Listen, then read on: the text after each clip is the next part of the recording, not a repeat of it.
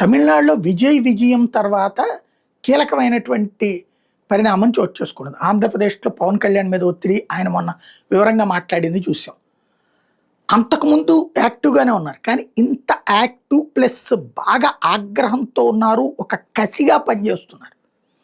పవన్ కళ్యాణ్ అడవుల్లో బాగు చూయటము, లేకపోతే పర్యావరణ పరంగా బాగు చేయటము, లేదా గిరిజన ప్రాంతాలు రోడ్లేయడం ఇయన్నీ చేసుకుంటూనే వస్తున్నారు. ఒక సిస్టమేటిక్‌గా చేసుకుంటూనే వస్తున్నారు.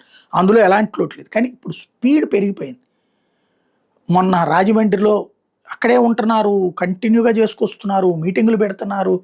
ఇటు తాజాగా మళ్ళీ సేవాసేన లాంటి పేర్లు సోషల్ మీడియాని అటాక్ చేయమని చెప్పడం, సోషల్ మీడియాకి సంబంధించి పవన్ కళ్యాణ్‌కి ఎవరినంటే అటాక్ చేయమని చెప్పడం ఒక ఎత్తు, అటు పొల్యూషన్ పేరుతో ఒక్కొక్క అంశాన్ని అటు కృష్ణా నదిలోకి, గోదావరి నదిలోకి కలిసే పొల్యూషన్ గురించి హడావిడి చేశారు. అట్లాగే మొన్న పేపర్ మిల్‌కి సంబంధించిన పొల్యూషన్ గురించి హడావిడి చేశారు.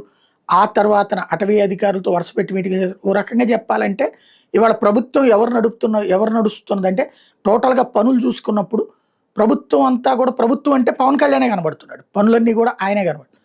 ప్లస్ మాట్లాడతాడు. ఆయన దాచుకునే రకం కాదు, చాటుకెళ్ళి కూర్చునే రకం కాదు.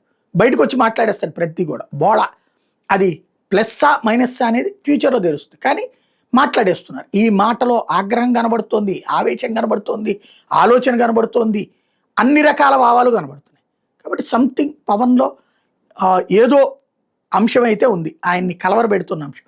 అది విజయ్‌దేనా లేకపోతే ప్రభుత్వంలో ఇక్కడ ప్రభుత్వం మారబోతోంది, రేపొద్దున లోకేష్ ప్రభుత్వం వస్తున్నటువంటి సందర్భంలో తనదంటూ ఒక ముద్ర వేసుకోవాలనుకుంటున్నారా? లేకపోతే తనలో అసహనం పెరిగిందా వీళ్ళందరూ విసిగిస్తుండటం వల్ల? ఇవన్నీ తేలాల్సింది భవిష్యత్తులోనే.